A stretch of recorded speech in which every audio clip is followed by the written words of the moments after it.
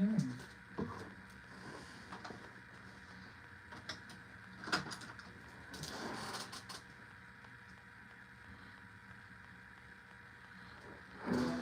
Would you come on, please?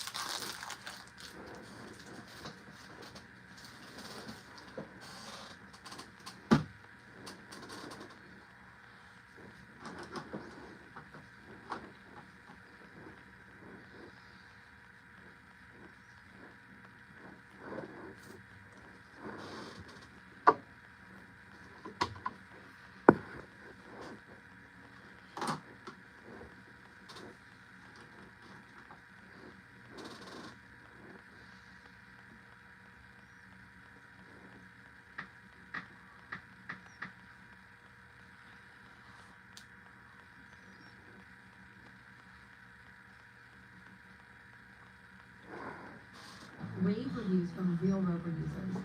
Our fur family had the best care while we were away.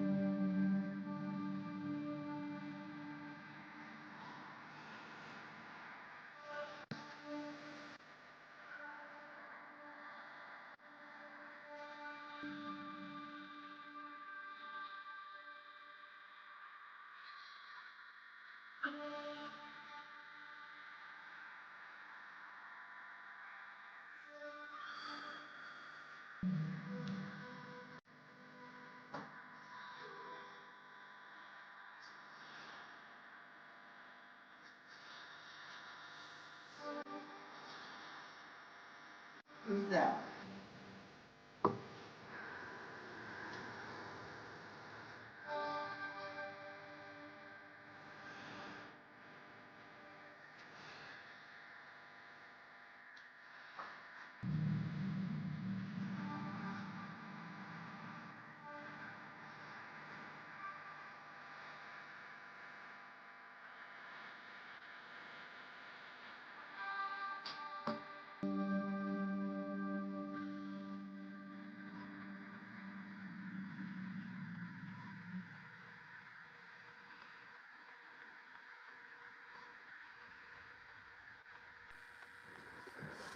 You may be buying your first home or your 10th, looking at investment properties and rentals, or just needing to gain access to your current home's equity.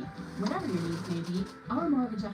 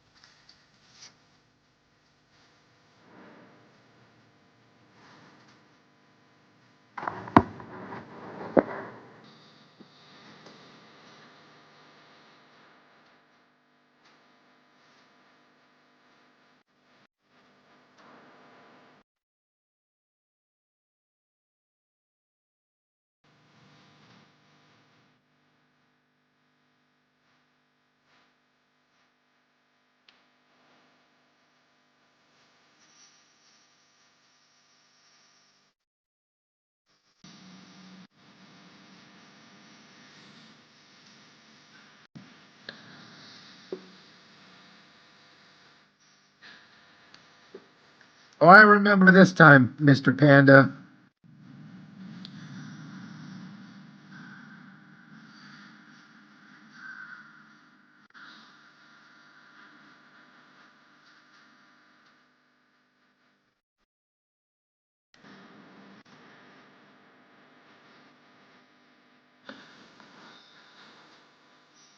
Yeah, it's weird that the thing shifts your name around like that.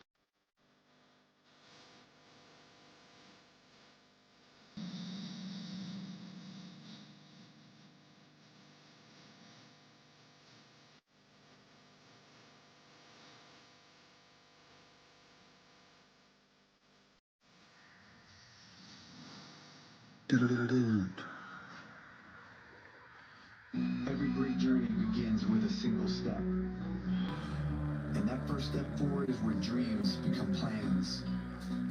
While every decision moves you closer to greatness, each step forward shapes something remarkable.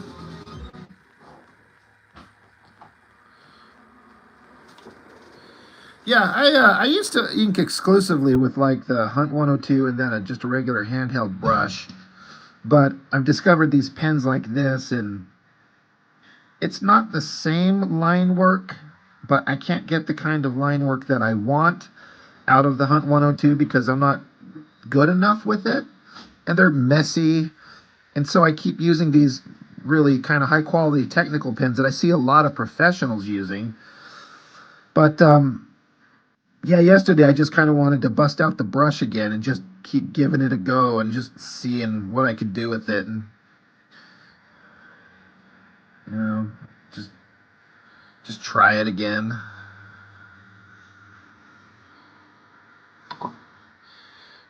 Daniel Berry Sports Highlights. Hello. How are you?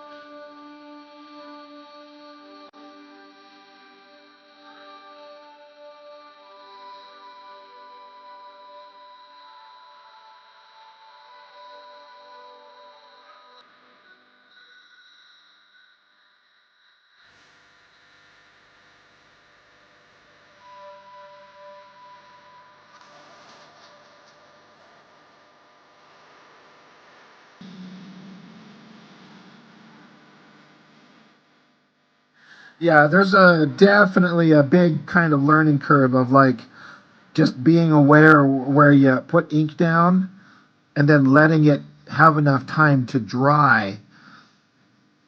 before you go back and start touching or laying your hand in it or erasing.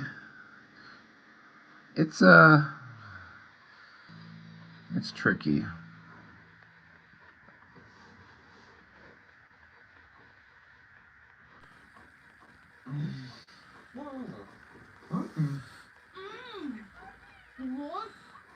Yep. New Protein Eggo Waffles. Same great Eggo taste with 20% of your daily protein. Lego by Protein Eggo. Wherever you're headed, Discount Tire wants to get you there safely. That's why we created Treadwell. Treadwell shows you transparent test results on how tires really perform.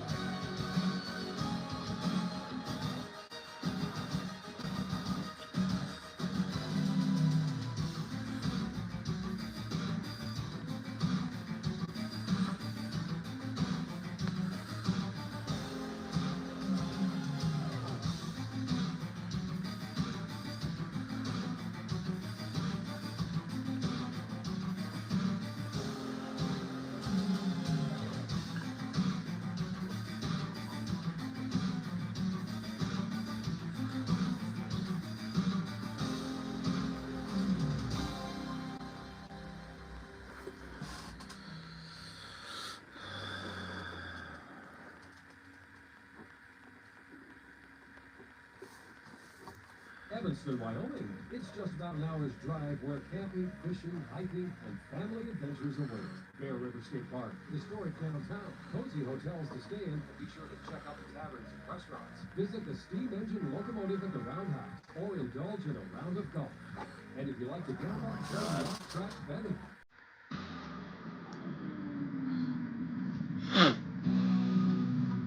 That sounds like a great idea, Egg. I should do the same thing.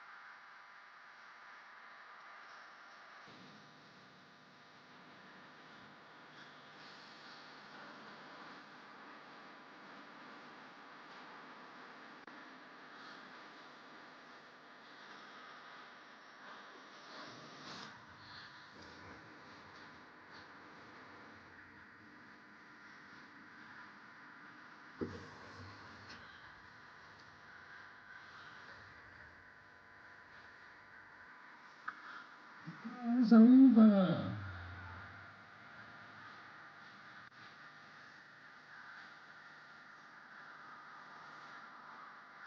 To ashes we transform.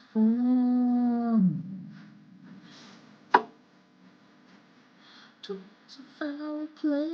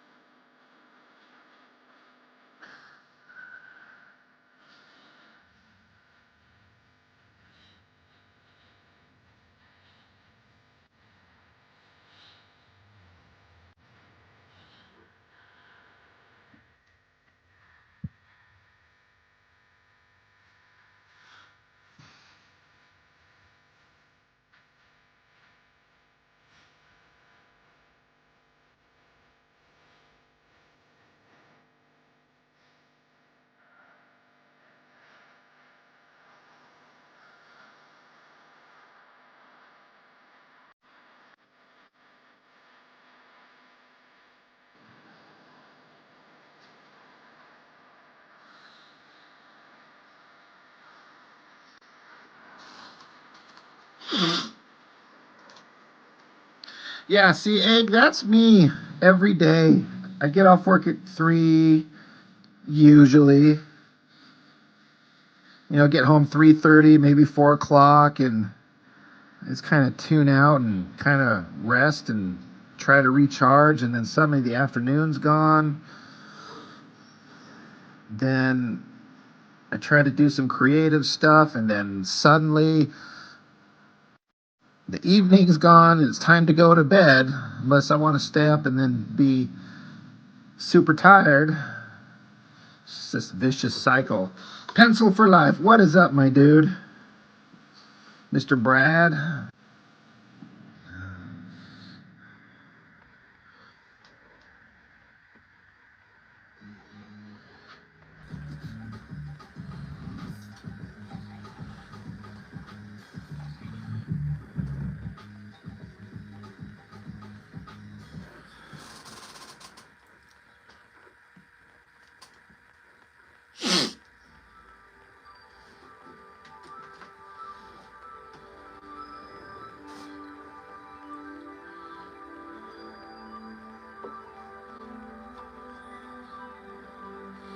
Waiting on the acid meds. He's dropping acid, everybody. Just kidding. Well, I hope you're doing good, Brad.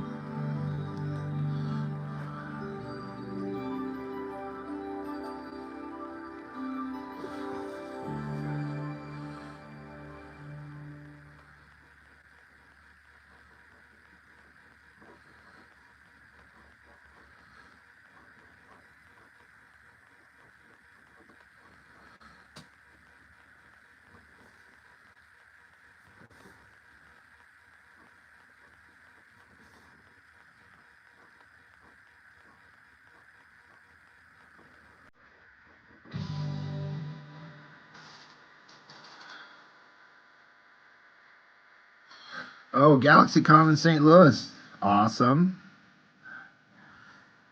Hope you have a successful venture. Are you? I mean, I guess I'm assuming you're gonna have a table there, or are you just going to go?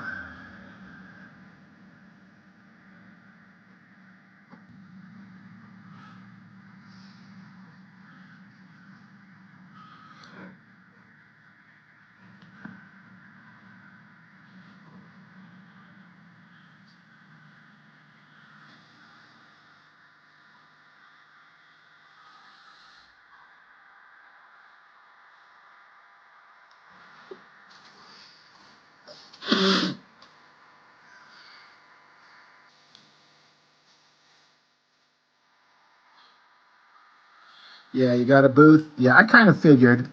I know you like doing that stuff like me. Kind of sad I missed it this year, but just wasn't gonna happen this time. So let's come back ready to hit it next year. Egg, you did a bit of inking on your 4th page. You just want to thank this channel for the inspiration to make a book. Well, thank you. That means a lot. my favorite things to hear is that I've helped in any way inspire anybody to either get making for the first time or get back to making for the first time in a long time.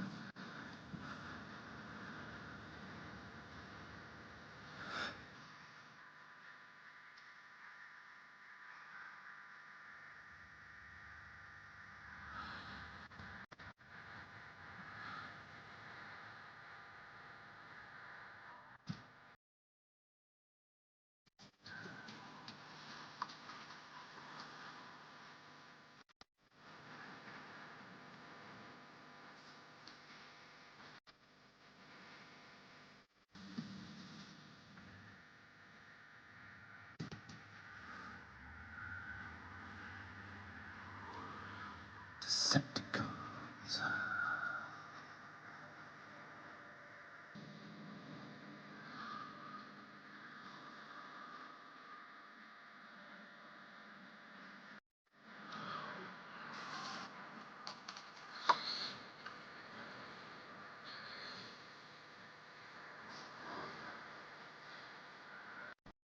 Hey, I'll be happy to read it, my dude.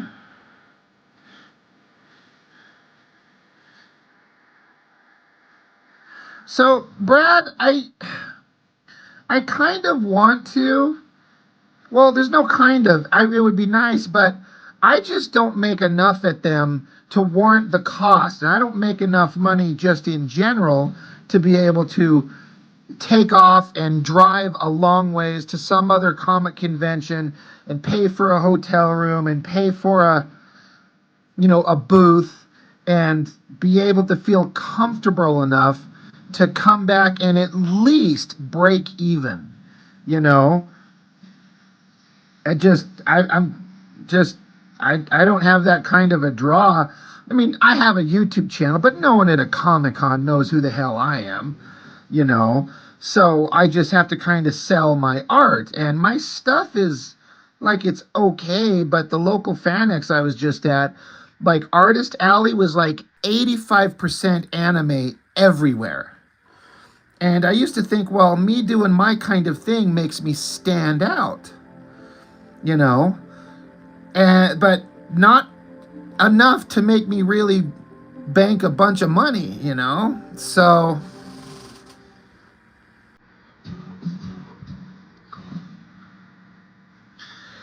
yeah, Egg, you ask, can you share a booth or does it cost per person? Well, see, the thing is, my brother and I had kind of talked about that because my brother goes, honestly, if you bring a bunch of prints and comics and stuff, sharing a table is kind of, well, one, you're competing kind of against each other. Like, you've got a buddy, they've got their stuff, and you've got your stuff. And of course, you want your partner to do well, but you're trying to make your money back. Unless you're just there and you don't care if you lose money.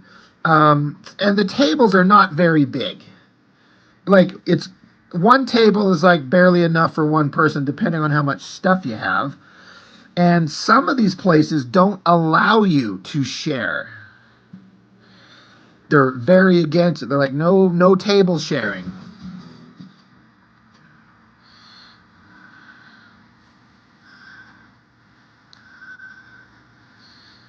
Yeah, right, Panda. There you go. Like, if it's super cheap, and then and even if the table's super cheap, I don't even care if I don't make that feedback because I'm not out that much. But when a table at like FedEx is like approaching $400 plus your supplies, parking, you're just all having new material there, hopefully that people would be interested in. And every time I've gone, except last year, I made profit. Not a lot. One time I made about $600 profit. That was awesome. That's like money back in my pocket. That's accounting for making back my table fee and supplies and stuff like that, and subtract that out of the money I made, and I actually come away with, in the positive, like $600. It was a great show. I did fantastic, but that last one I went to last year, I don't even think I broke even. In fact, I know I didn't. And I'm like, well, that was a bust.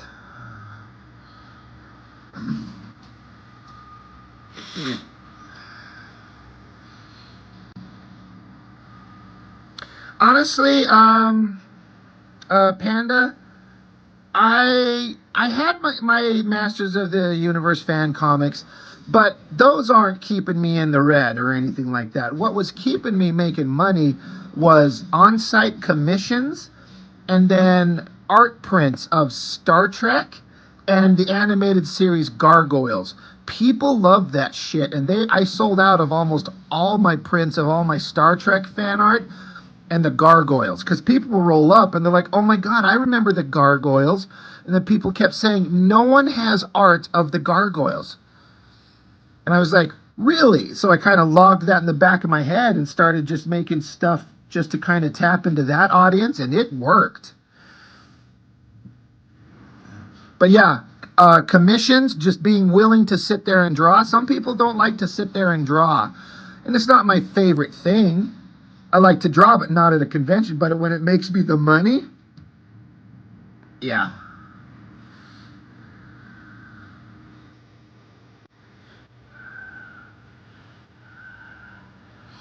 My brother one time came away with over $1,000 profit in his pocket.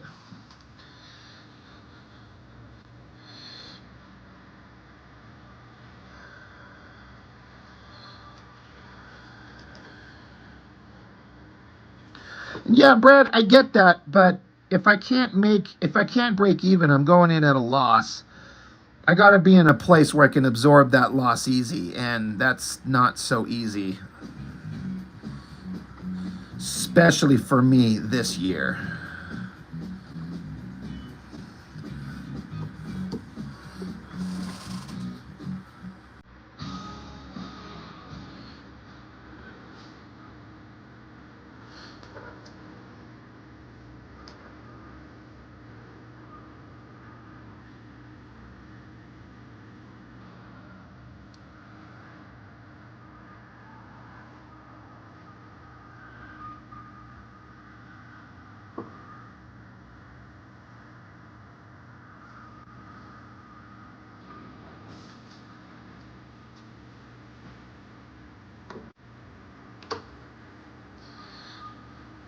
Yeah, see, Panda, I would be the same. I'd like to sit there and interact with people and talk with people and just kind of sell my shit. But there are people who roll in and want some original art and are willing to pay. And if you're willing to sit there and draw, again, that's where a huge portion of my profits come from, is doing the on-site art. And again, it's not my favorite place because I'm not in a comfortable seat. I'm not at a drawing table. It's hard for me to produce something that I feel good about in that kind of condition, but you just kind of do your best.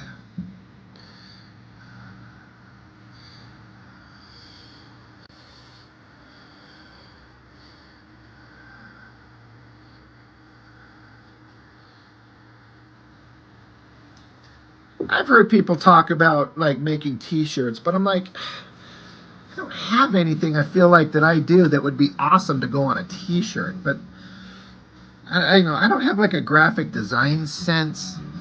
I'm terrible like that. I like to just sit here and draw human figures and have them, dynamic poses and angles and sequential storytelling and stuff. And I don't know. Something I think about often though. But again, I'm like, I might have a YouTube channel, but no one at the local Comic-Con is going to come up to me and be like, oh my god, I watch your channel, I know you. Because anybody who is following my channel and knows me would already have reached out to me, because I don't keep it a secret where I live. And somebody like, oh my god, you live in Salt Lake, holy shit.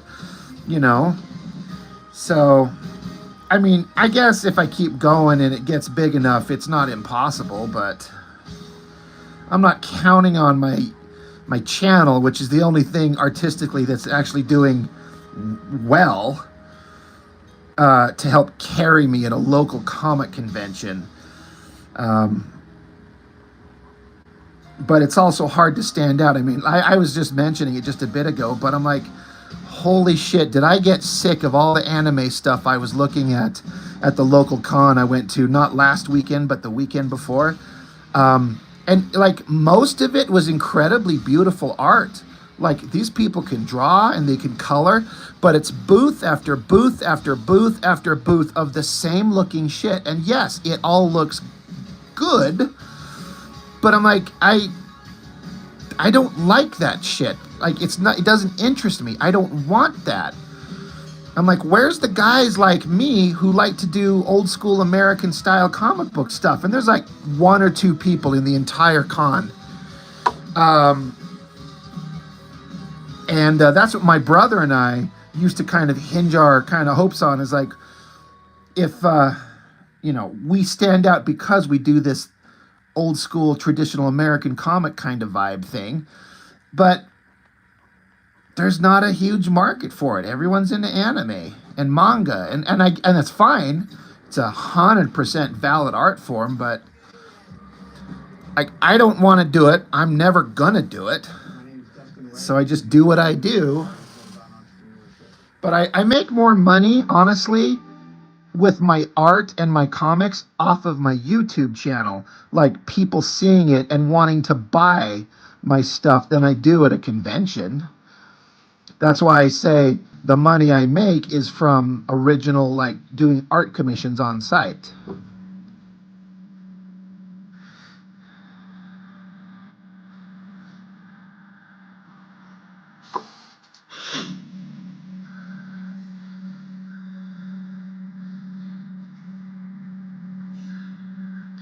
Well, see, Panda, in my mind, we're kind of like we're the fans.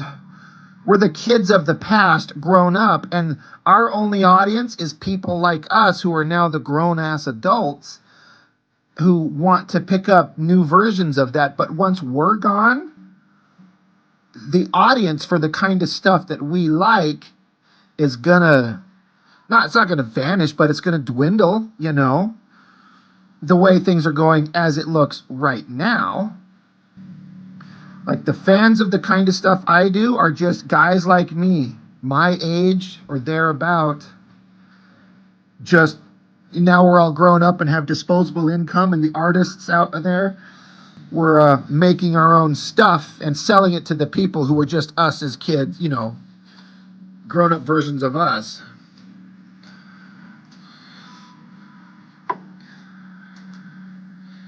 And yeah, Egg, I'm 100% pushing, like, I want to have that 90s vibe. I'm like, I grew up wanting to make that kind of stuff. And I'm like, why not? I'm going to do the best version of it that I can. And I'm not doing it expecting to make a career out of it. But if I can make a little bit, like, on the side to kind of help validate it, I'll be completely fine with that. And I'll be able to look back on it when I'm on my death's bed, hopefully far in the future. I can be like, you know what? I had a fun run. I made some stuff that I wanted to make. I didn't work for people drawing shit that I hated, just trying to put food on the table. I was able to do the things that I wanted. And there's a body of work out there that people can look at if they want, if they go looking.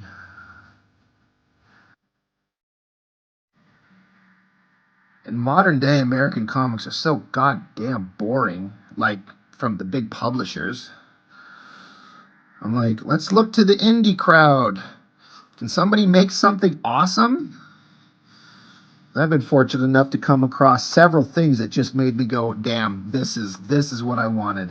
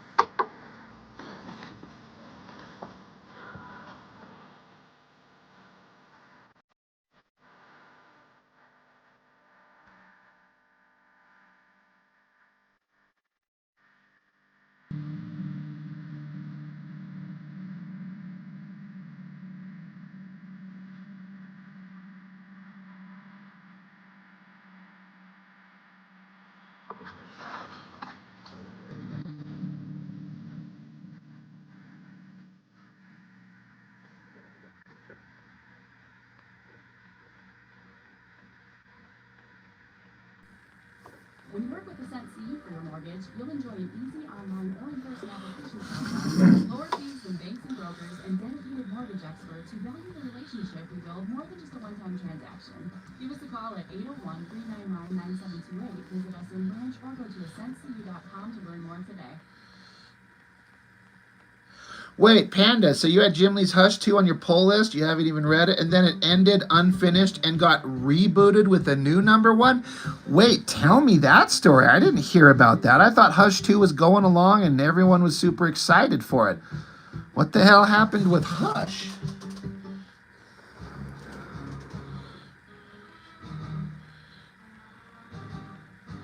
Yeah, Egg, if life's taught me if you're doing shit that's good and original and everyone else is all doing the same thing, you're in a good place. I hope so.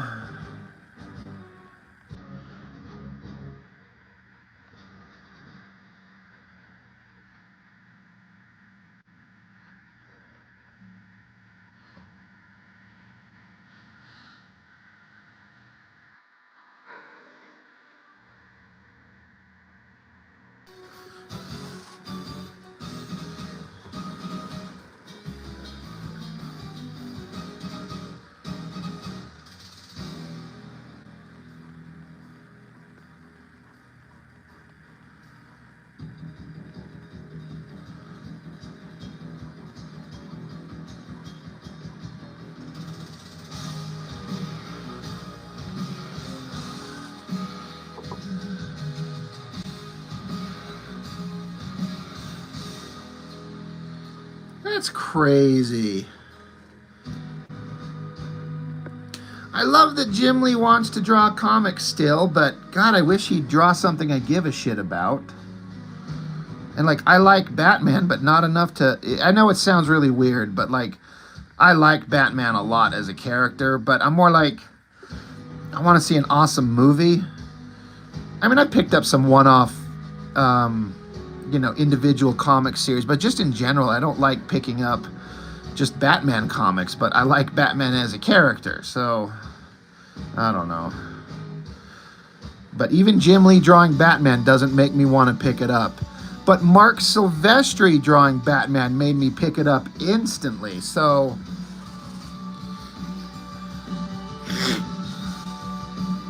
Yeah, they wonder why no one understands American comics. The new generation doesn't even want to bother trying to get into it. Yep. You're right there.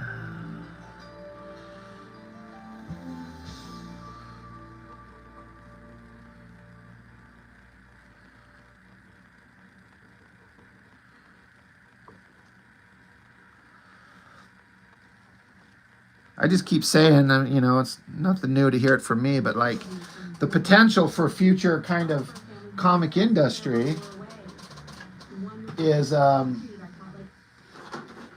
just individual people doing their own individual, like self-published small-time indie books through crowdfunding or something like that. Because you don't have to get approval or permission. You don't have to like beg a big company to publish your works or build up, a reputation by drawing Spider-Man for 2 decades. If you just got a good idea and good art, you can just kind of, if you could put in the time and effort to build a social media presence and get people to see it, which is hard, but it's easier to do than like trying to get your gigs going through Marvel. And then you can just make your own damn books and you can crowdfund them. And even if it's to a small audience, at least you can make it and get it seen. And that's what I'm interested in. I mean, like I said, I'm not expecting Marvel or DC to call me ever. I'm not dumb. Though, I mean, if they did, of course I'd probably jump all over that just for the exposure. But, like, that's never going to happen, so it's irrelevant.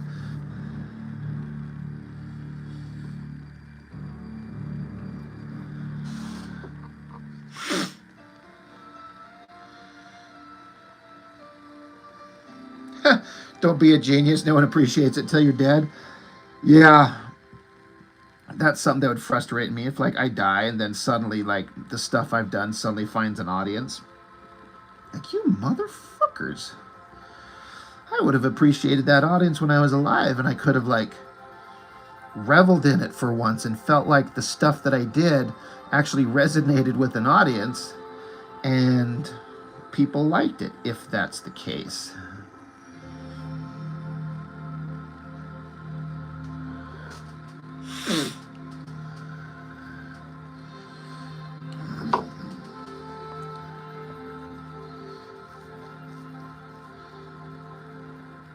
Panda, you dropped the ball on the Batman series. The thing I'm most pissed off about the Batman series is that they released a black and white artist like edition in France, which you could order, but I didn't even know it was out until it was like several months past, and it was sold out, and it's just gone.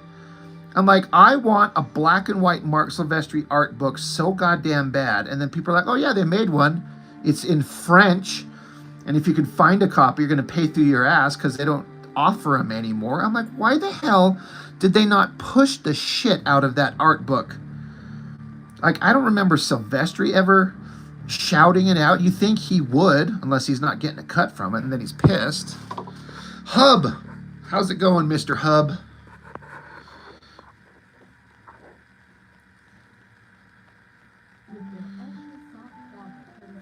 Yeah, Panda, you were listening to Scotty Young talking about building a following, and I seriously have no idea how anybody's supposed to have the time for everything he said to do. Yeah. Yeah.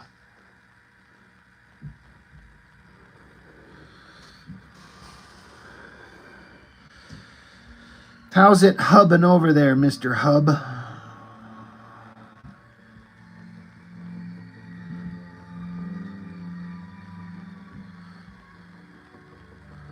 I don't even know what that means. How's it hubbing?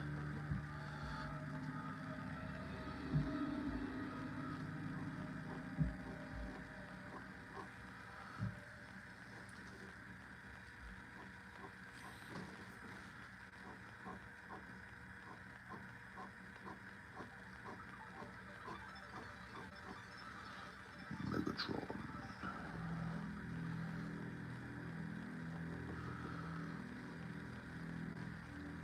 It's always a trick to know when to like say that. At what point is too much arm hair too much? Like, where's the end?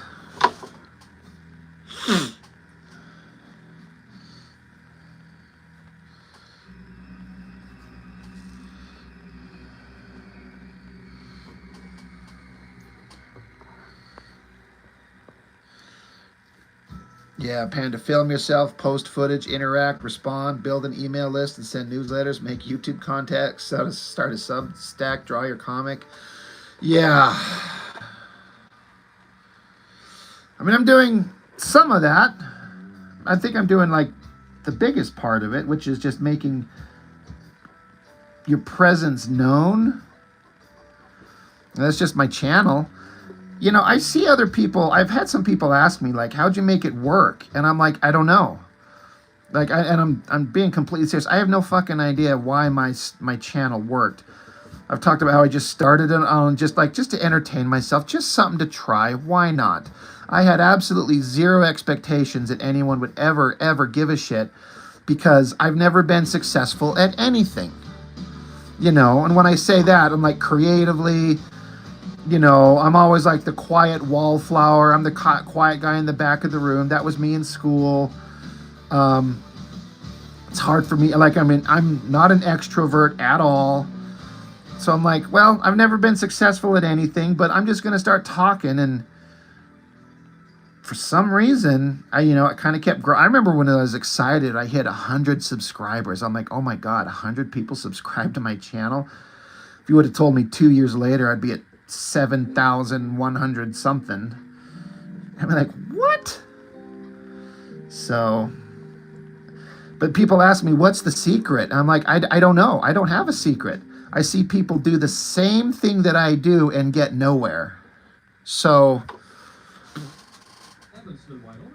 It's just about an hour's drive where camping, fishing, hiking, somewhere between Wolverine and Beast, I think, arm hair wise. Haha. cozy hotels to stay in. Be sure to check out the taverns and restaurants. Visit the steam engine locomotive at the Roundhouse or indulge in a round of golf. And if you're to gamble, play the off-track betting, or buy a lottery ticket. Evans.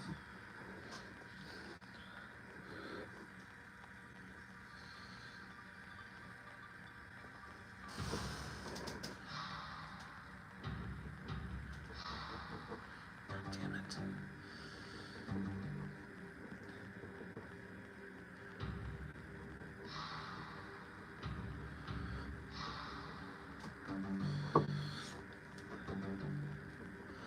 I'm also artistically inspired by that David Finch comic that I had on the video up today. Man, that thing is just inspiring the hell out of me artistically.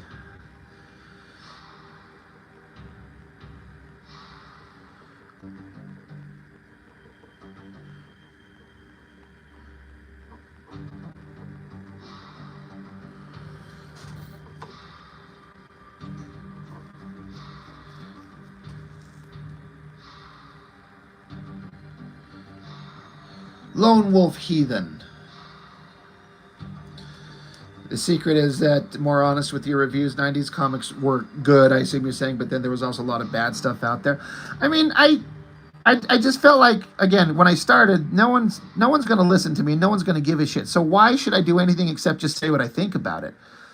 But then it's funny when you see a lot of people, most people react positively, but then a lot of people are like, why do you only talk shit about stuff? Which I 100% do not only talk shit. People just remember that stuff. It's like anything. Everyone remembers the negative. But, and as time has gone on, I'm like, well, I got a lot of people listening. Should I be more crowd-pleasing? Should I be more kind-hearted for the masses? And I'm like, you know what? I decided, like, no, I am not going to be a hypocrite and say something I don't think is true. You know, I like Todd McFarlane. I like his old artwork. I like his artwork in general, but I hate his fucking Spawn comic. It's just the truth, and I can't stand that goddamn book. It's just so fucking boring. But again, if people like it, then great, you like it. But this is just my channel. I'm just saying what I think, and maybe if I offer some kind of insight in terms of, well, storytelling-wise, this thing doesn't work. They could have done this, or why did they do this, or this is why this is awesome.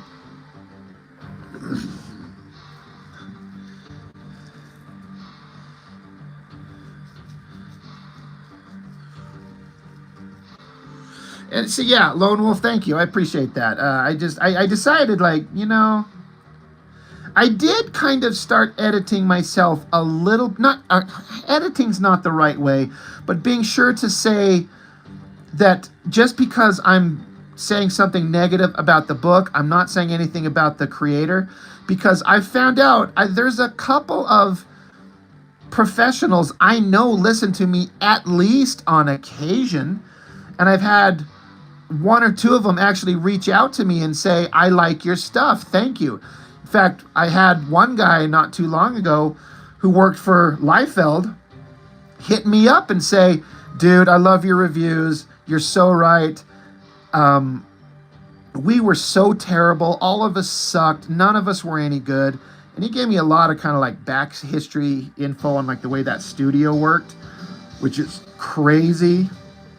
He told me all kinds of information about what it was like working there, working with Liefeld, and just the insanity of it all. But he's like, you know, you're ragging on us, but you're completely right. He's like, none of us knew how to draw. There was no art direction. And he's even said, I forwarded your videos on to several other former Extreme Studios artists, and they all seem to dig it. And so I'm like, holy shit, people are listening to me. So now I'm kind of like, I got to be honest, this is what I think, but I'm not saying anything about the human being behind the pencil who was doing the best that they could do at the time. I tried to make sure I say that now that I know some people are listening.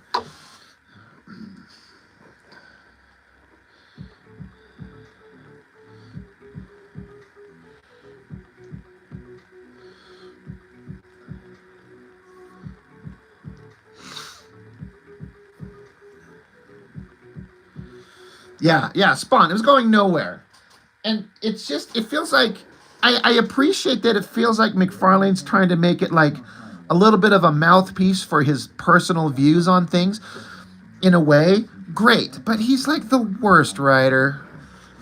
Or at least I don't know if I mind the story, just the plot is maybe fine, but it's the way he tells it and all the words and the nonsensical bullshit is just not needed.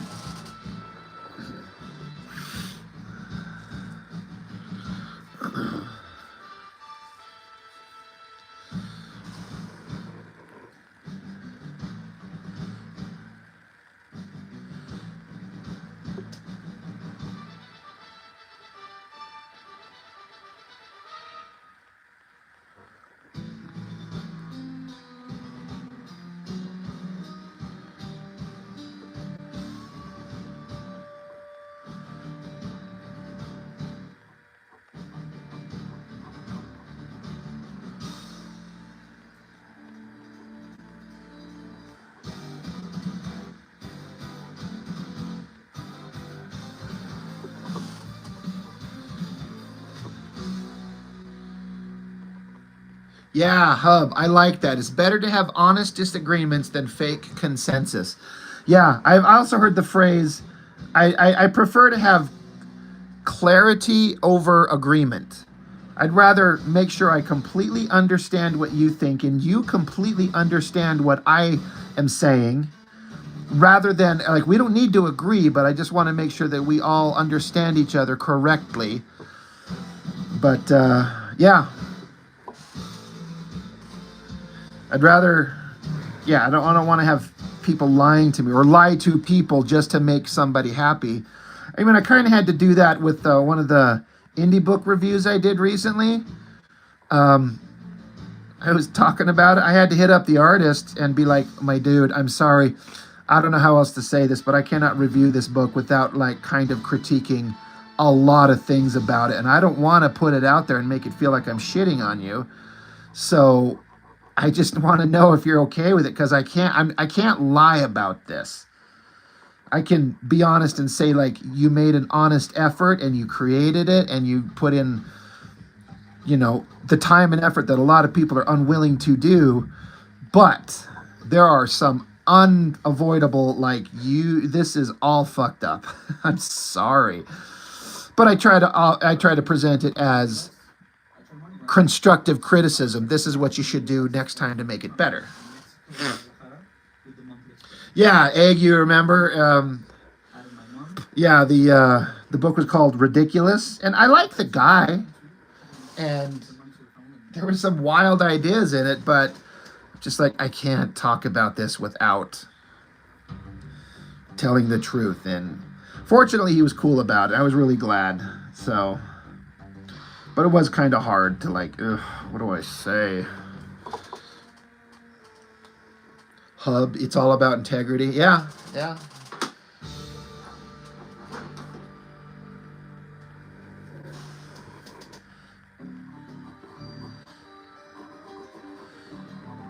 Picking up a signal.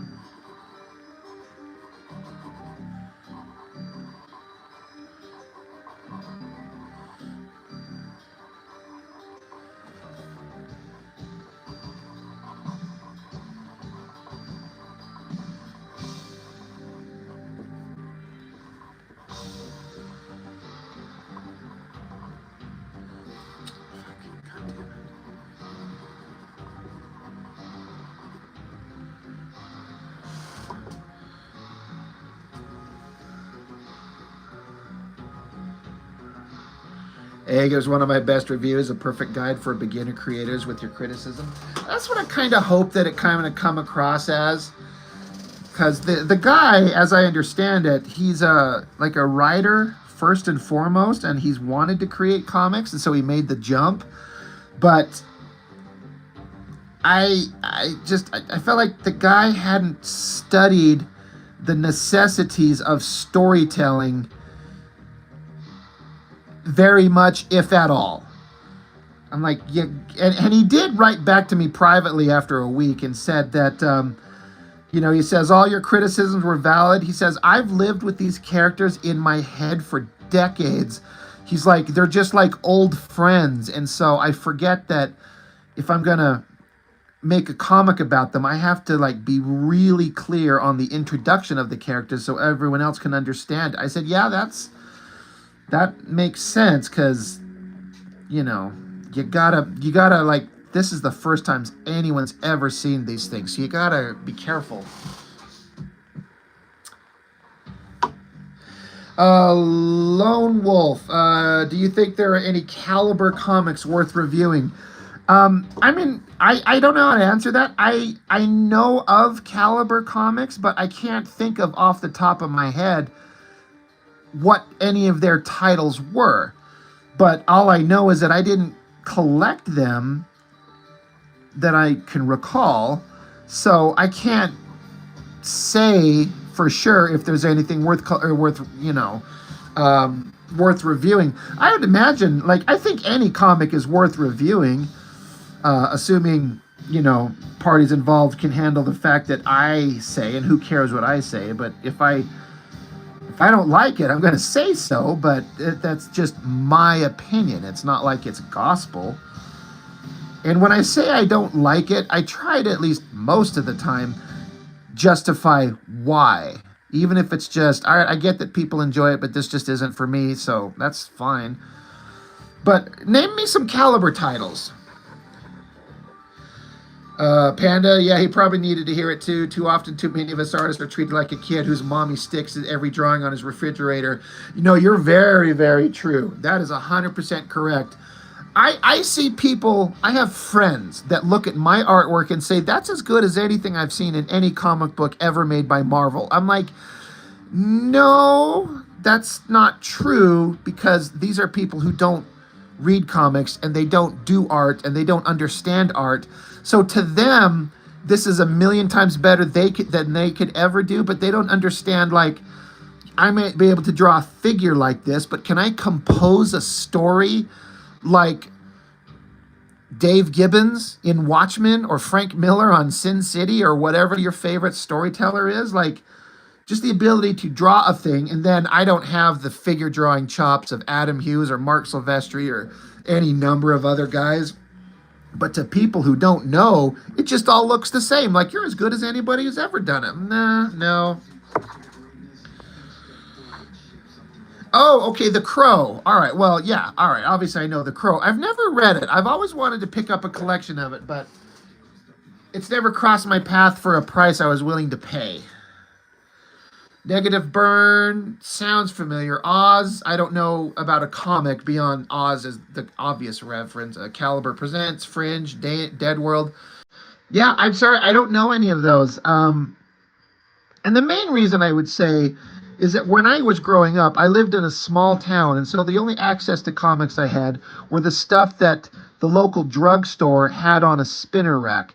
And they're only going to carry the big shit. I mean, like, I think you have to be lucky to be around a comic shop with real fans who have knowledge and then the ability to order some independent stuff. But in this little town where I'm buying them from the local 7-Eleven, for example, I never saw a Ninja Turtle comic in my life until I was way older. I'd never see The Crow or any of that small time stuff. So that's why all my stuff is, like, mostly, in terms of stuff I collected when I was younger, is just all the mainstream shit. It's all Marvel and some DC and Image, because that's the shit I could get. Kabuki. Yeah, I've heard of Kabuki for sure. That's David Mack, right? Do I have that right?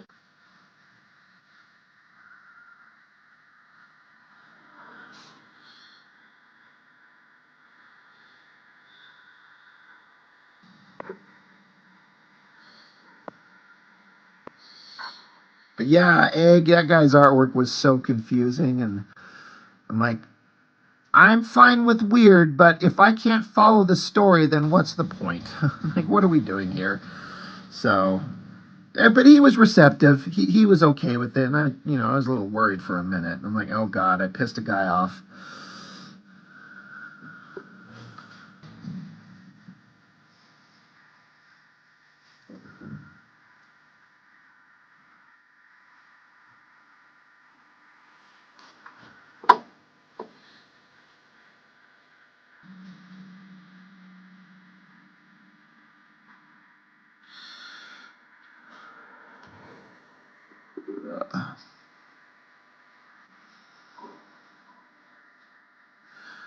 What the hell ever happened to David Mack anyway? Like so many artists, they were so big for so long, and then it's like I feel like they disappeared. But it might be more of just a case of the way that information was communicated back in the day has just changed, and if you don't follow them on social media, you may not hear about anybody anywhere ever.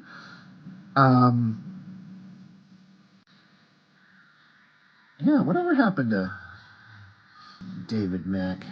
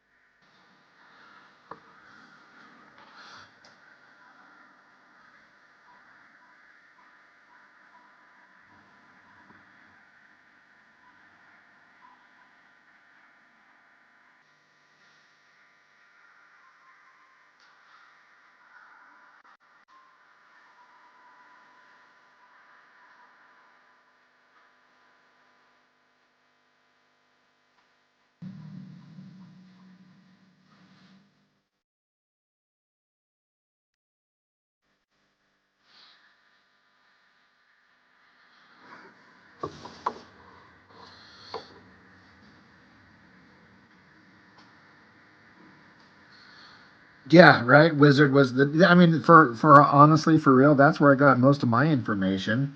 There was a little like the comic shops would have like a free newsprint, like I think it was called Comic Shop News, if I remember correctly. I always kind of liked those. They had some like information that was doled out in like brief, quick tidbits. Like this is coming out, where it's not just like 2 lines of text. It was like a little paragraph. But I always look forward to that little free newsprint looking thing that you could get.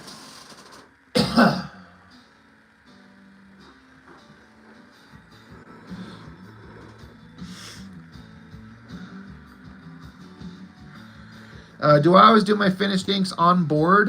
You've been using paper. You bought board but haven't used any of it yet. You don't think it would take to my colored pencils? Well, I guess first off, like, what do you mean? Like, do I always do my finished inks on the actual Bristol board? Like, what else would I do? I guess I'm wondering. I mean, again, I try to do these things like the old school, like the comic artists that I grew up loving in the 90s, the old school just pencil and ink on paper. But Bristol board will take, you said colored pencils. This stuff would take colored pencils. You might, I mean, there's the smooth finish and then the rougher finish. So you might need to test it and see which one you prefer. You know, to see which way you like, you know, which one takes your colored pencils better. But this stuff, you can do almost anything on it, especially the thicker you get it. You know, the better it is to handle heavier, you know, even like you could do some watercolor if you kind of keep it light. Like it's not gonna take a lot of wet.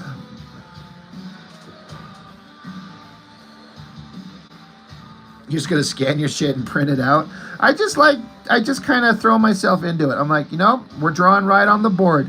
This is where you learn. This is where the men are separated.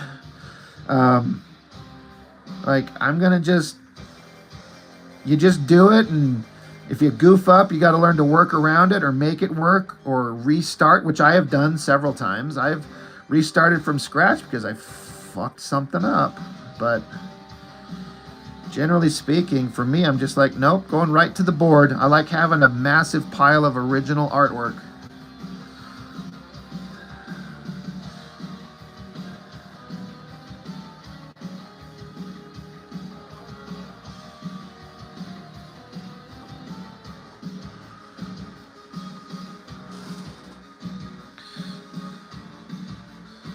Of acrylics work well on that paper. I've never tried acrylics, but I mean, I've done acrylic paints, but not on Bristol board.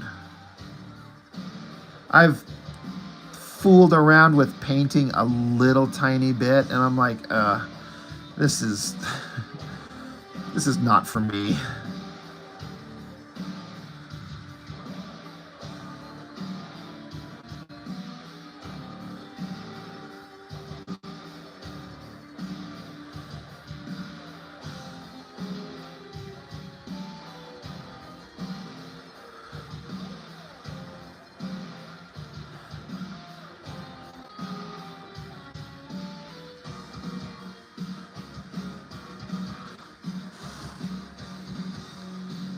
Copy paper for the win. Hell yeah, there you go. Honestly, whatever works.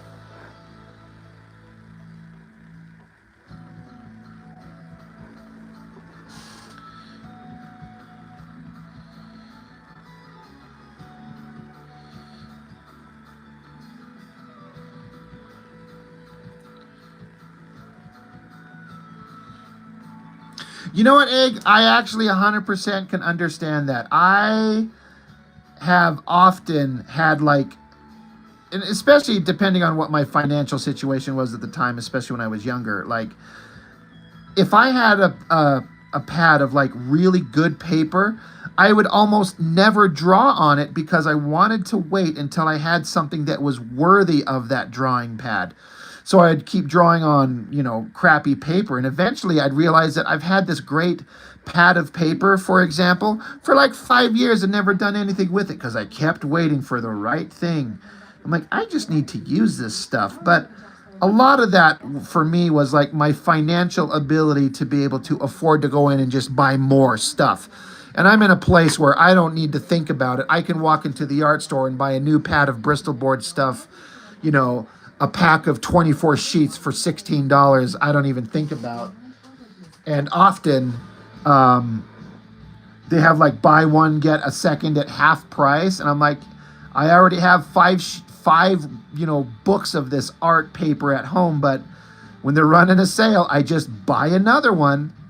And if times get lean, at least I still have piles of paper to use. But I've been there where I'm like, I don't want to waste the nice paper on something I'm farting around with that I may not be serious about. But what I've also learned with myself is that I tend to get better results if I work on quality paper. If I'm sketching on newsprint or like a copy paper, no matter how much effort I'm putting into it, it always comes out looking like shit. But if I'm drawing on Bristol board, for some reason it forces my mindset to just produce something that looks better. I've just learned that just how I function personally. Like, if I use quality materials, good pencils, and good paper, I make better stuff. And so even if I'm experimenting, I'm like, you know what? I'm going to do it on the good stuff because that's the best stuff that comes out of me.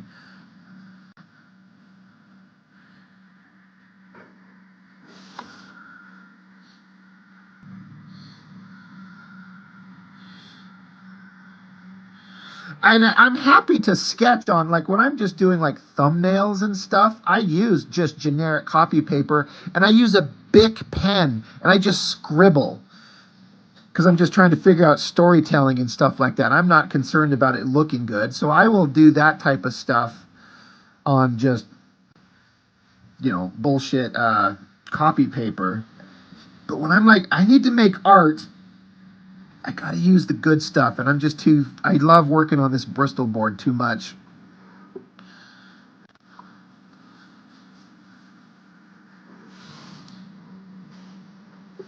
worried that I'm overworking these smoke poof clouds, but I keep thinking of the Skinbreaker comic I reviewed and seeing all that amazing line work that Finch did. And I'm like, oh my gosh, that looks so good. Now I feel like I gotta try harder.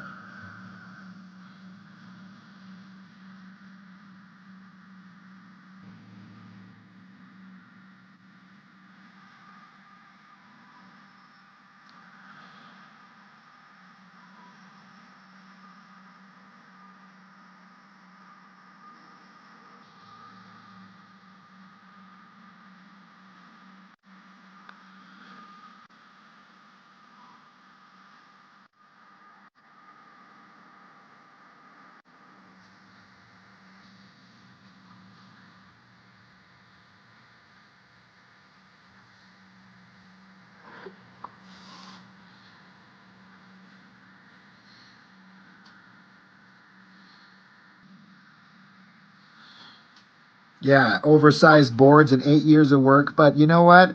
I bet he probably feels like that's time super well invested because he doesn't have to worry about releasing it until it's ready. And he's comfortable to let it go and it can come out in a timely manner. Everything I just said in the video.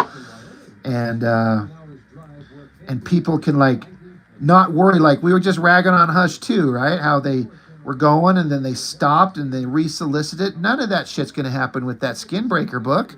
It's going to come out on time and be the best quality possible in terms of art.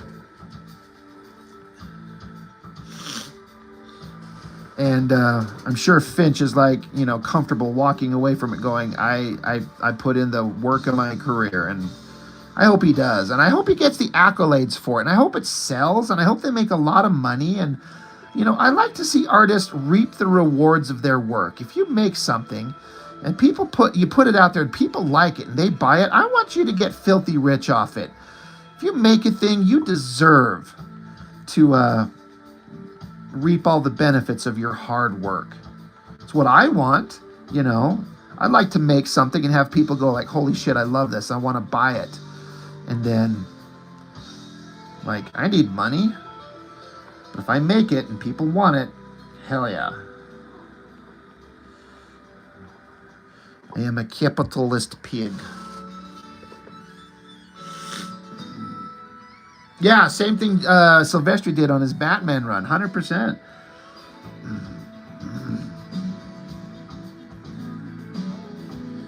There was not any part of that Batman Joker deadly duo where I felt like artistically he was running out of steam, which, good Lord, does Silvestri gets tired, bored, uninterested, or just hands off the art duties to someone else. Like, he did everything in that, and it looked great.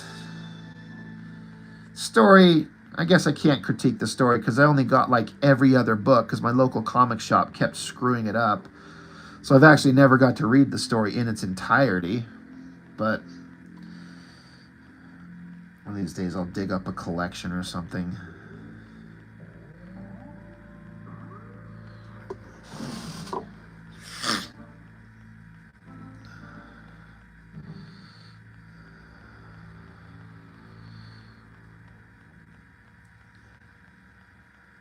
Yeah, egg comic cards need to be 6 book in before they start a release. I mean, you'd think that would be kind of common sense. I mean, just if for no other reason than to retain the respect of your audience. Latik, my man, how are you, dude?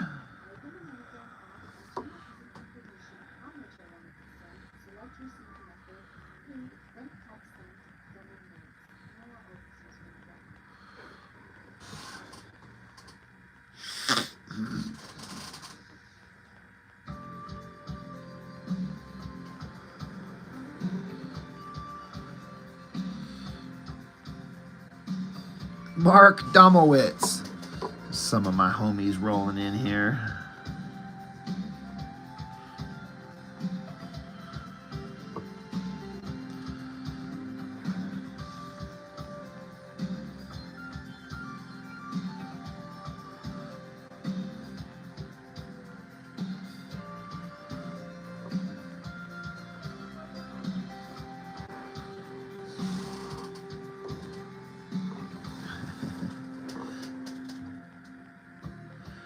Well, Egg, everyone works differently.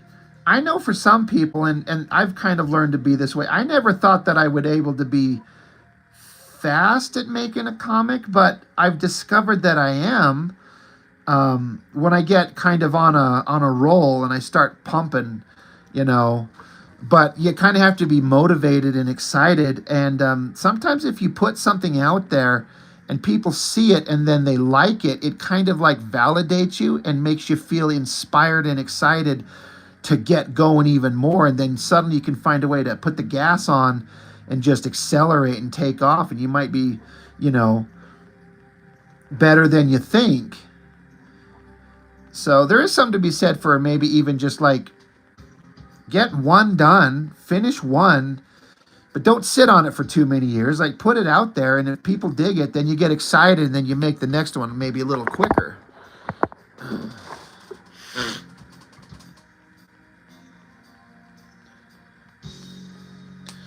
Latik, oh yeah, I saw you. You were doing your convention. I saw you post on your social medias that you were doing that stuff.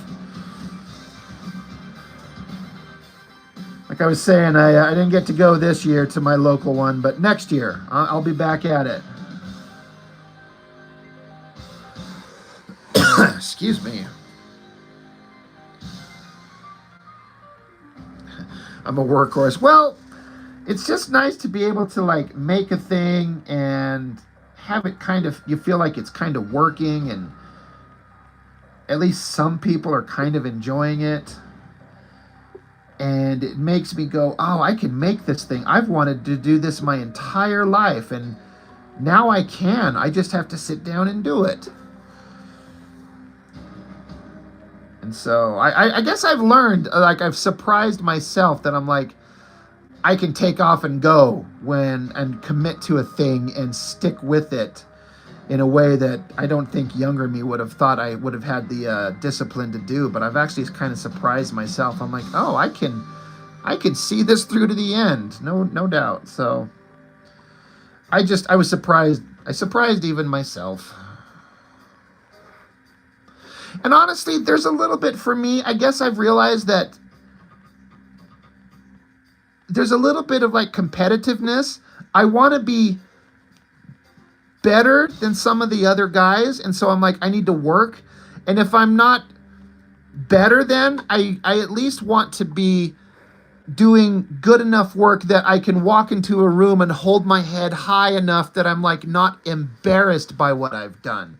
So there's a little bit of like the shy, embarrassed kid who never did anything right, you know, which is me, is like, I actually have a thing that I'm good at on whatever level that may be. So I'm like, I'm going to push to be as good as I can be. So again, I can actually show people that I'm maybe better than them because I actually have the ability to be, or at least be proud to show what I've done and not be embarrassed. Maybe it's not as good. Everyone else is still better than me, but I'm like, I'm still okay.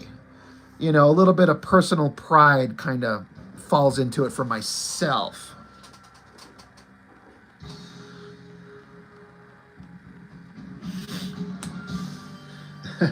Hey, you thought about selling all your shit, quit your job, and then you could do it full time in finance?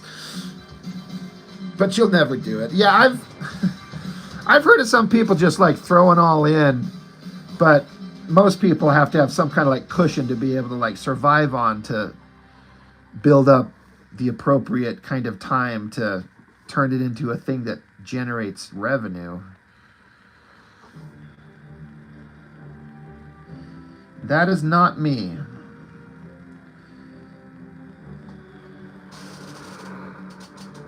Well, thank Egg. I appreciate it.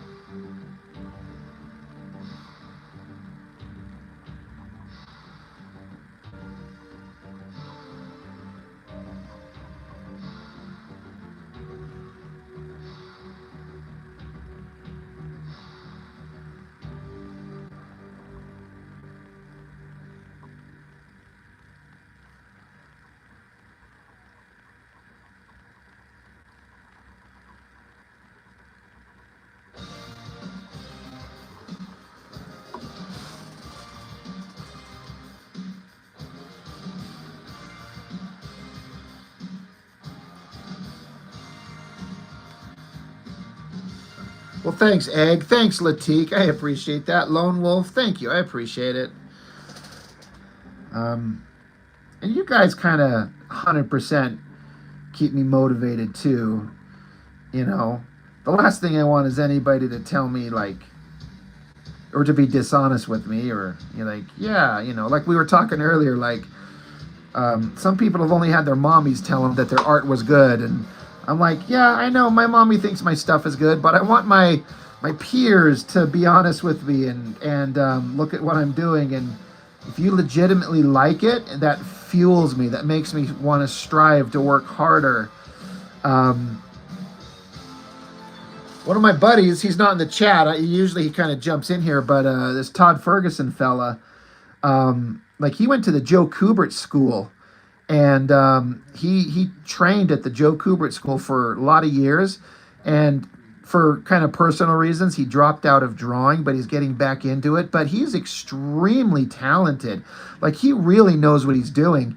And I've been doing some live stream drawings, and then he gets with me privately and he says, hey, I saw what you were doing, but I feel like there's a thing that you're missing. Like there's a thing that maybe you should adjust this or try that. And I was like, sure. And then he draws up his own version of it. And pretty much every time I've looked at it and gone, I'm like, you know what? You're right. What you just showed me is better. And so, you know, it's nice to also have someone come along and even be giving me like a lesson. Like they're like, I see what you're doing, but if you look at this, this looks kind of weird or goofy, or maybe you should change that. And there's a little part of me that's like, God damn it, I wish I was just good enough that I saw all these problems on my own originally, but you have to be willing and able to stop and go, somebody's got something to say.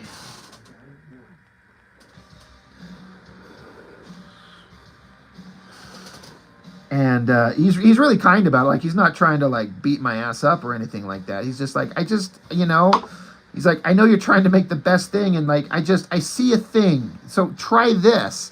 Or, you know, he's like, take it or leave it. And I haven't had almost any time where I was like, I disagreed with what his opinion was. I was like, oh, yeah, you know what? You're right. I need to fix that. Can only make a person get better, right? Hopefully.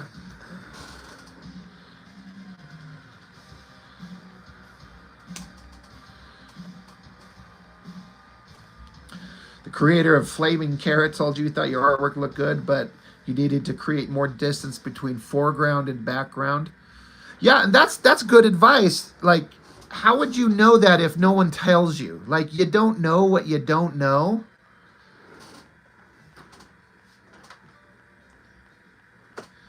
So, you like, please tell. And then, you know, there are times when, like, there was a chucklehead. I blocked him from the channel, but he showed up and just did nothing but start shitting on my work.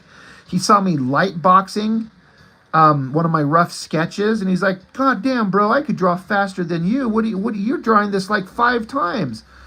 And then he just started like making fun of me and the art. And I kind of was letting it slide for a minute. I'm like, all right, I can have a sense of humor, but eventually it was obvious he was just being a fucking troll. So then I blocked him from my live streams. And then he started showing up in the comments of my videos. And he's like, you fucking pussy, you couldn't take the critique, so you got to block me from your live streams? I'm like, all right. So then I just blocked him wholesale everywhere. I'm like, what kind of asshole gets their jollies from showing up and like just being a shithead, you know? And when he said he knew he could draw better than me, I instantly knew that he's lying, because anybody who can draw, and even if they're 1,000 times better than me, anyone who can draw shows up with respect and is always like, hey, that's awesome work, bro. It's nice to see you working on a thing, and usually wait to like be asked to offer a criticism. But when somebody just shows up like, fuck, I could do better than you any day, I'm like, yeah, no, you can't. I don't even need to see your art to know that you cannot, because no one who draws and takes it seriously is an egotistical shithead like that. Most artists are kind of humbled and like, I'm doing the best I can.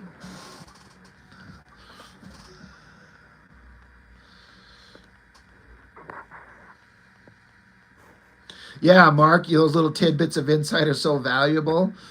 You feel like you get them at a trickle. It's hard. Yeah. Yeah, Panda, a lot of these guys don't even draw. They don't know the level of difficulty, but then they want an armchair quarterback. What's up, John Ironfield? How are you? Well, thank Egg. Yeah, I put out a lot of stuff all the time, and the amount I do. I mean, I try.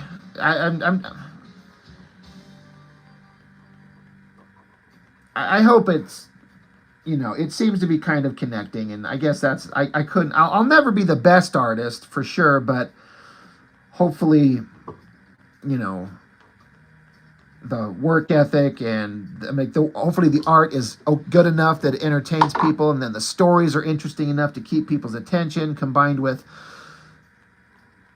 people find my personality like something they like to interact with, things like that. But yeah, I'll never be the best artist, but I'm not trying to be the best artist. I'm just trying to make stuff that I hope is at least entertaining to people. That's the most I could ever kind of hope for.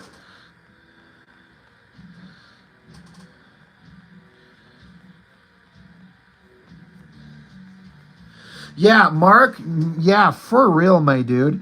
I've had so many things pointed out to me, and then you look at it and you're like, it's so glaring. How did I miss that? You're like, oh my gosh, like it's so obvious. Like then you're embarrassed and you skulk back to your little corner and you're like, all right, well, I'm going to just go back to my little corner of the room and try to do better next time. But isn't that that's the most anyone can ask, is like, if you see it, you apply it, It's like, okay, here's some obvious that happened. Now that you know, you'll probably never do it again, or at least you're working towards making it right the next time. Even if you don't get it perfect, you're at least making efforts to make it better.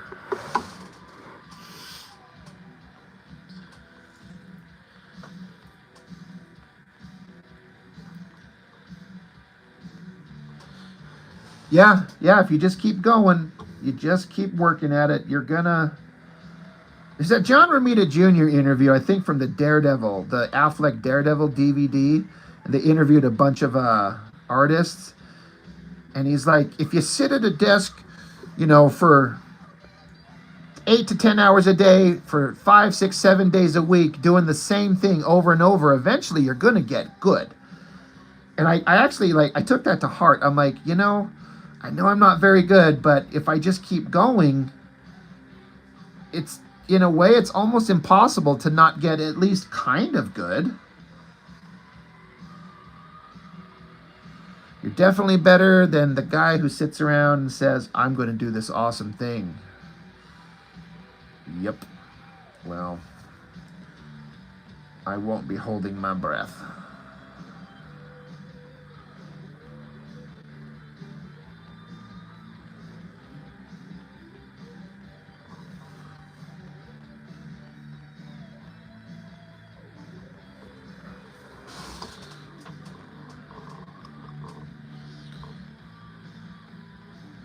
Yeah, Mark, a lot of times this advice you've already heard, just wasn't ready to hear it or appreciate it or understand it. Yeah, I think that falls under the being willing, being humble enough to being willing to hear that, even though, you might be showing the thing you slaved over and you created what might be the best thing you've ever done, but you hand it to somebody who knows, they might go like, okay, yeah, but you still missed this. And just to take it with a grain of salt and just like, all right, I see what they're saying. Time to go fix it. Next time, it's like McFarlane said in that interview. Like, you go in to see an editor and you bring in your artwork, and they're going to just start shooting you full of holes. Like, your storytelling sucks. You don't know how to draw the panels. You don't know human anatomy. You're terrible at this. You're terrible at that. So you just supplied them with a bunch of bullets to shoot you. So next time you come back, once you apply the lessons learned, you've given them less bullets to shoot you with, and maybe you come out alive. Alive being, maybe you get a job, but stop giving them ammo to shoot you with. And I was like, all right, I like that. Good point.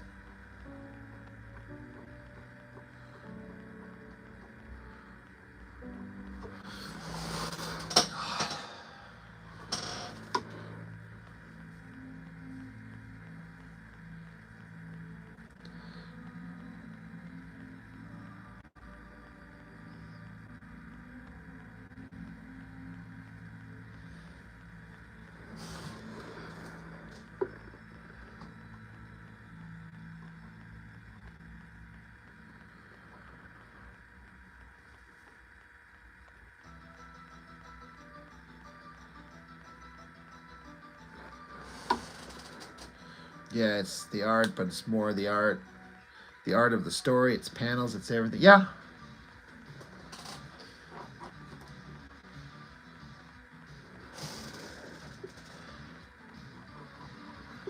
Somebody, I can't remember if it's anybody in the chat now, but somebody was pointing out that the kayfabe guy, Jim Rugg, came back with, I guess, I assume it's his channel. He's got a new channel and he did an interview. He's got literally one video up where they interviewed a guy who made a black and white comic on their own back in the early 80s. And so I've got through most of the interview. It's like over an hour long, but I instantly ordered a copy of this independent guy's book that he was talking about in the video, that him and I guess his brother printed up copies of this comic they made back in the 80s, and they printed 10,000 copies. And he said going to conventions and selling it, they said we only maybe sold 1,000 copies. So they're like, in our garage to this day we have 9,000 copies left. And so I went looking, and you can order them, you know.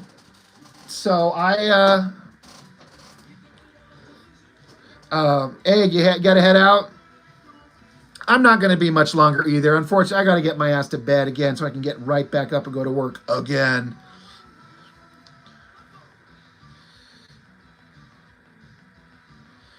But yeah, Panda. But it's not on the Kayfabe channel. I'm trying to remember. I got to look it up. Let me see.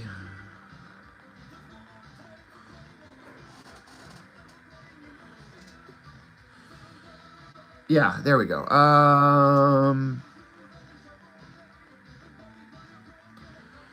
Power Pulp Comics.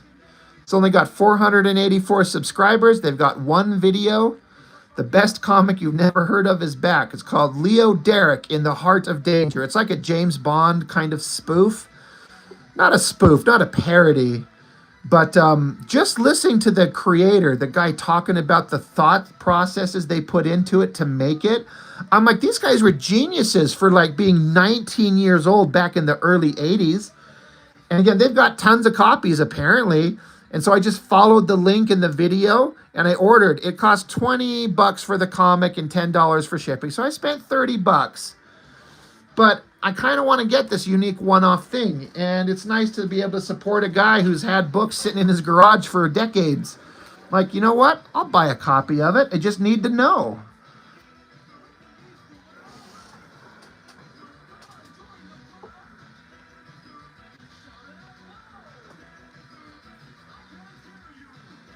Subbed, belled, liked, subscribed. Yeah.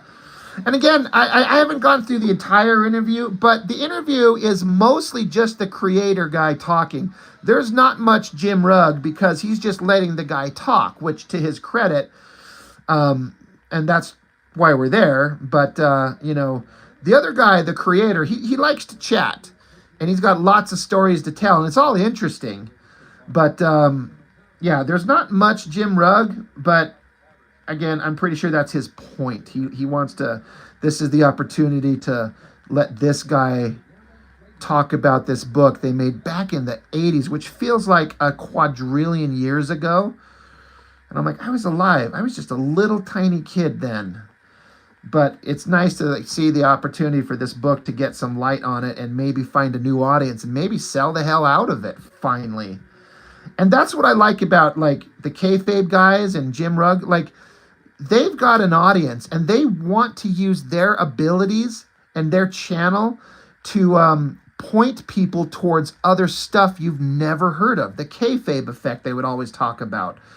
And as much as I don't have a fraction of the reach that they do, I like the idea of when I show independent comics, I want to be able to like point people towards stuff that they've maybe never seen before. So it's neat. You know, we use our ability to show people stuff that you've never even heard of and support each other and move each other's books, hopefully.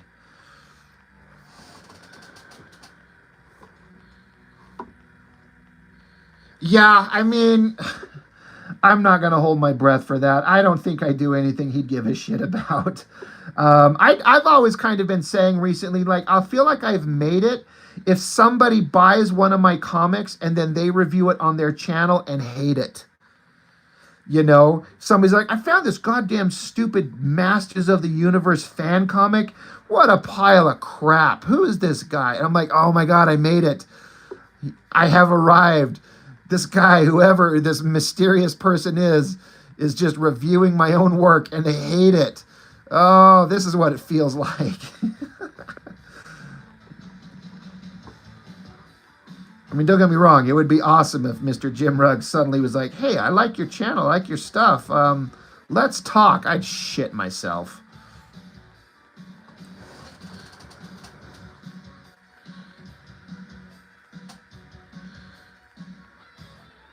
Yeah, the Discord thing. I'm actually kind of sorry that I don't kind of post more on there, but just in between everything, trying to keep up with it. You know, keeping up with the Discord, keeping up with the channel, keeping up with my comic. It's hard to find time for everything. I do see most posts and I do check in often. And, but my God, and some of the art that's come out of that thing, like Mark, you know, I'm a big fan of what you do, and that David Gonzalez, James Clark is always posting, if I'm remembering his name correctly. There's just amazing like artists working and showing and sharing stuff. I'm like, this is awesome that people have kind of come together here. And yeah, you're saying that you bought some stuff I've talked about. There's a little Rob Norton effect.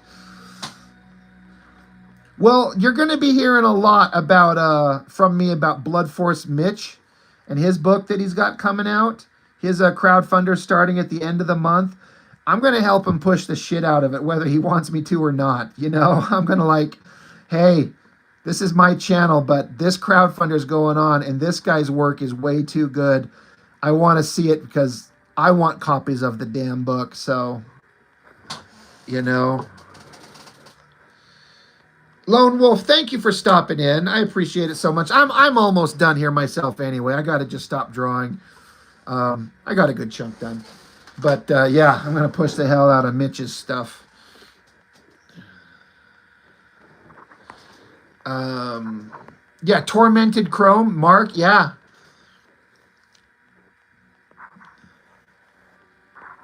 Mark, you keep up with yourselves in there.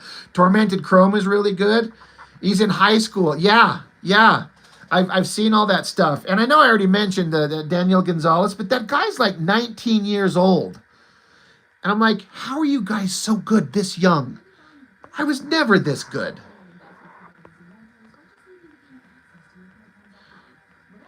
Panda, are there other social media outlets you use for interaction with peers just besides YouTube, Discord? I just honestly, I mean, I've got my own personal page on Facebook. I don't have like a dedicated Facebook page that I use. The only other one I use is Instagram because I'll post to there and then it links to the Facebook, and some people follow me there. But honestly, it's just my YouTube channel and Instagram. You know, some people are like, you should start a Patreon. I'm like, I've thought about it, but I'm like, people aren't going to, I mean, you don't have to make it so it's a pay thing, but it just becomes like another social media platform to babysit. And I'm just like, I feel already overwhelmed anyway. So, but I'm also probably hurting myself by not pushing some of these other things like I could to get myself to grow to then, I mean, again, I don't do this for the money, but if I can make money at it, boy, does that really help me, especially right now. You know what I mean? So I got to find a way to make this stuff work. Oh, speaking of the little 19-year-old genius artist who just makes me feel like I got to work harder.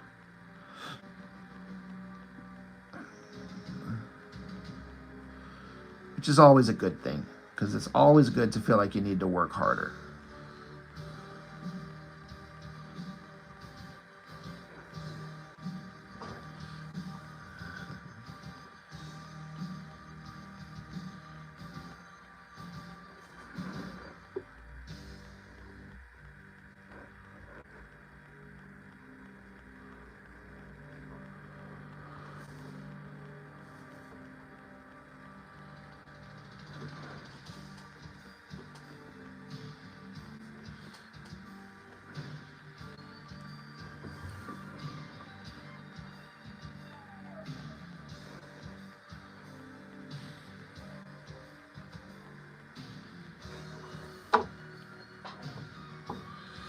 What's up, Daniel? How you doing, man?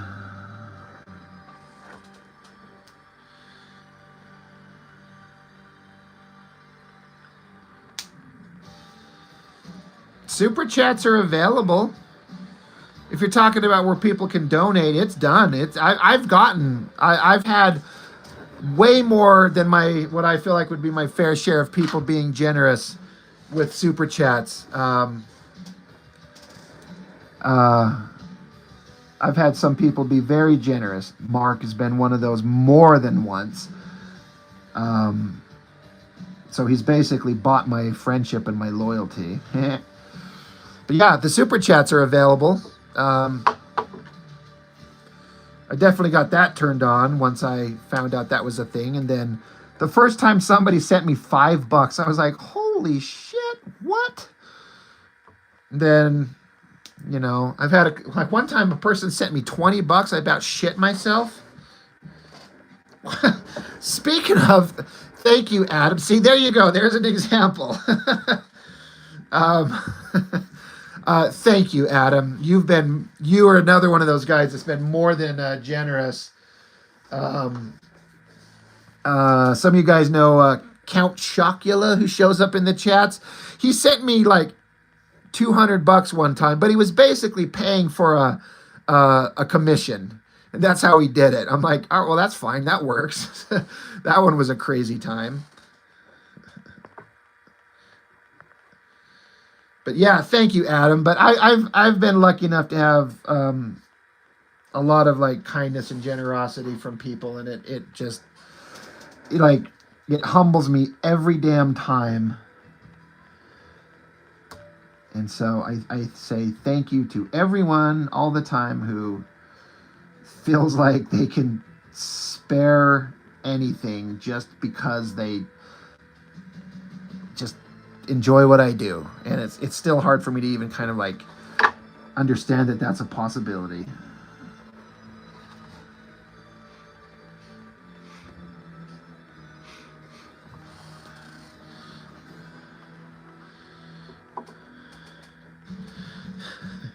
Well, now I'm definitely going to go shit myself. I'm going to live stream it. You're all going to watch. Damn it, Todd. You know what, Todd? I was actually singing your praises earlier. For anyone who's been around for a minute, I was talking about the fella who had studied at the Joe Kubert School and then had been offering critiques and like artistic help with the stuff I've been doing. This is who that is.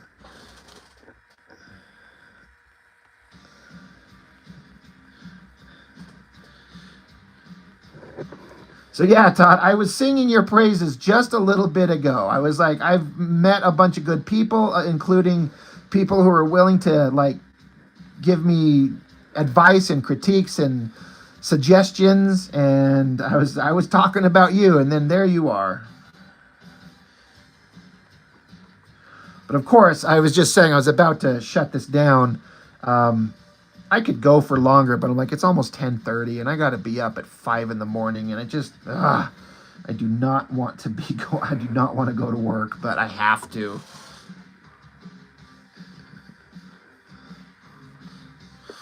Yeah, and you know what I was saying though? It's like, you know, we were talking about artists and being willing and able to, you know, even though if you're doing your best, you still have to be able to stop and let someone tell you like, hey, you know, you're doing kind of okay and this, that, but I see a thing that maybe you don't see.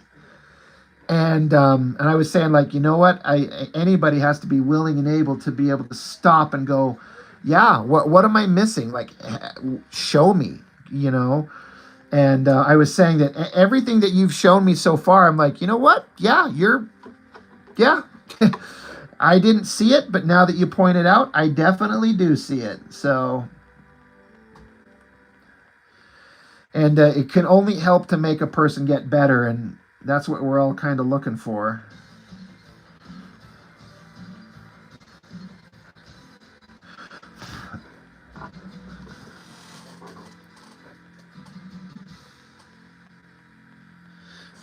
God damn it, Mark, what the you guys. See, you guys, you're gonna turn me into a crying, blubbering little pansy over here. The most I ever made, like I was saying, was when Shocula, he threw me $100 on one stream and then $100 on the next stream, but he was paying for a commission. He wasn't even thinking like that, or at least he didn't say it. I'm like, you're trying to get me to draw you a cover, aren't you? He's like, well, you could if you wanted to. And I'm like, for that money, you absolutely got a cover. And that's the one that me and Chuck Gibson did for his own book, which me and Chuck both kind of mutually feel like is, in a way, the best thing we've both ever done together.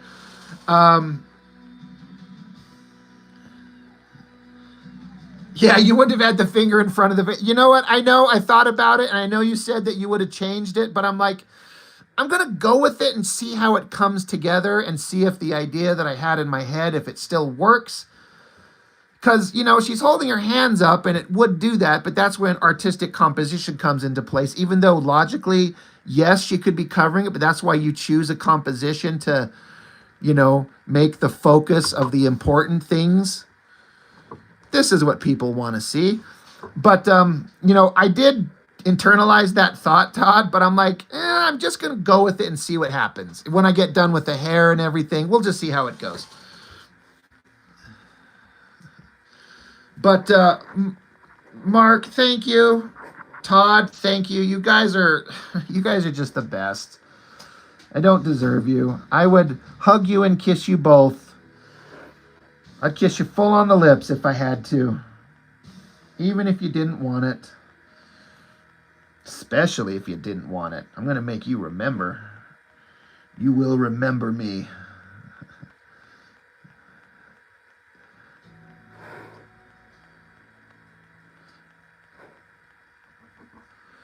And Todd, I know I've said it. Your video is coming. Like, my goal is this week. And I spent a lot of time kind of thinking about it, and, you know, but then I feel like I'm making you wait and feel like I'm overhyping it. And you'd be like, that was a weak ass review you did of my Transformers comic, Rob. I'm like, no, I promise it's coming. Because also I'm going to do some editing and kind of cut in some Transformers stuff in there just because it's fun and I love Transformers. So, but I have to record it and then find the clips I want, save them, sit down on my stupid little app on my phone and find out where I want them and cut them into it and edit them down, and it takes a minute. But I kind of want to make yours kind of a special one because, one, it's a great work. It's an indie book. I want to do you justice and respect, and I love the Transformers. I want to make it kind of fun. So I don't want it just to be like an everyday review thing.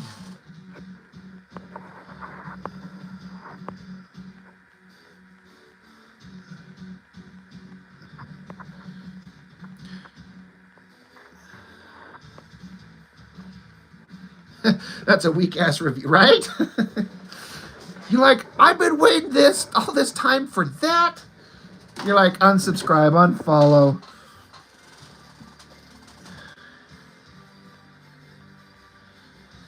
Sour stuff? Hey, not bad. Well, yeah, I hope to, you know, the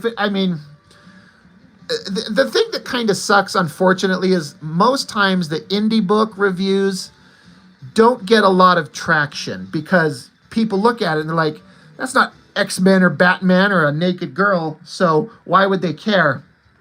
But because it's Transformers, that puts it into the realm of people know that. And so I have the feeling it might have the opportunity to be like, hopefully one of my better videos in terms of views, which is why I want to like cut some stuff into it to make it entertaining more than just me talking about it. Because it helps me, it helps you, and if we can move some of those copies, then let's do it, you know, for sure.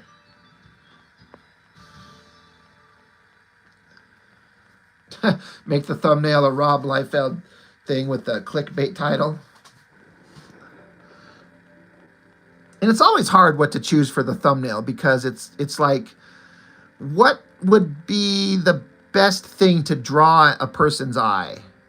You know, is it just the cover itself? Maybe not, but maybe some image from inside the book or just the logo, just Transformers? Will that get people to look? It's quite the thing to kind of figure out how to make it most appealing to, because again, I want more views because I want my channel to grow because it puts more money in my pocket, which lets me do it more and put more time into it and make the entertaining content for everybody. So yes, money solves all problems.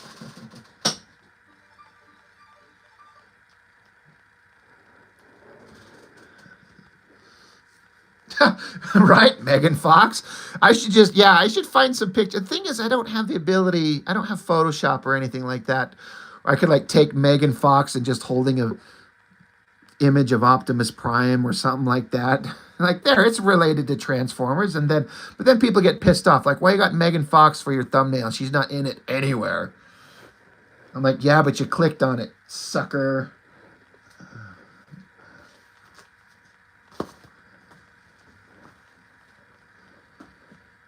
But yeah, that book right there.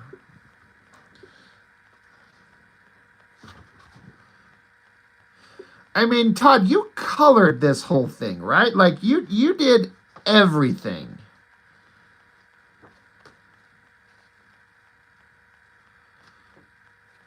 I still love this shot. With her thumbnails, if you see.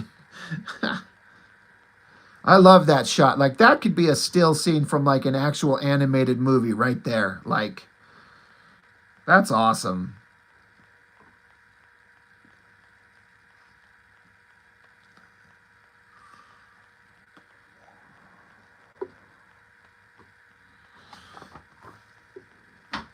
But my goal is like this weekend at least. Like it's been sitting in my pile of stuff to do for this week. But then I'm like, oh, I got Skinbreaker, and then I needed to do a quick one that people would be interested in. So I did a Gen 13 book, and then I've just did like a couple random issues of Chris Bacalo X-Men where I'm just like talking about the art. But yours, I want to make it kind of good. So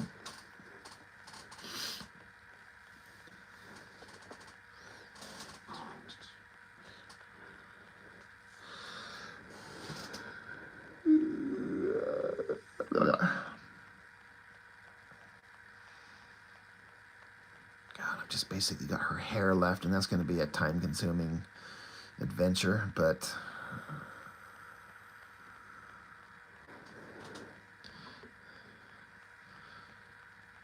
it's for a weak-ass review, right? You're like, this is bullshit. Why did somebody give this clown a YouTube channel?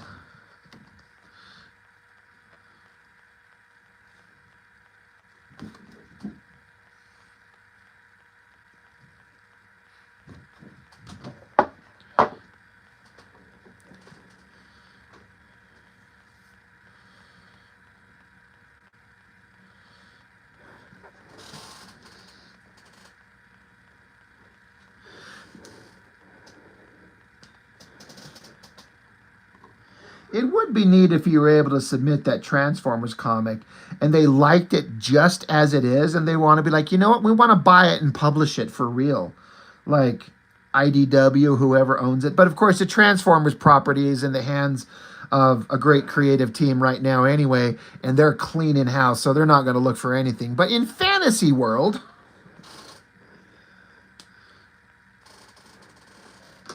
yeah, Mark, you're not on Facebook, but man, you should see the stuff that Todd posts on his Facebook page, man. The work that he does is really, really good.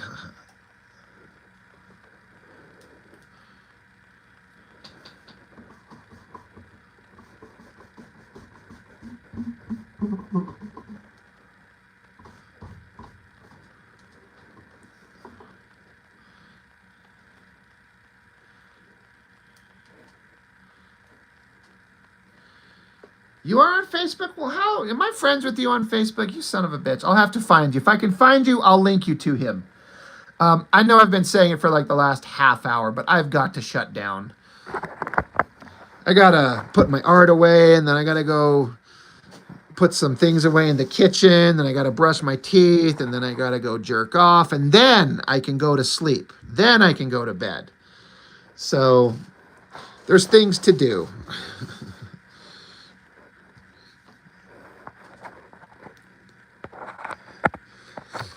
But thank you guys. Thank you, Mark and Adam and Todd for the very generous super chats, guys. Panda, thank you, sir. Appreciate it. MEP2234. Sorry, I'm about ready just to bounce out of here. You could go back and start the whole live stream over probably and watch it from the beginning, but I'm out of here for the night. So thanks, guys. I'll catch you.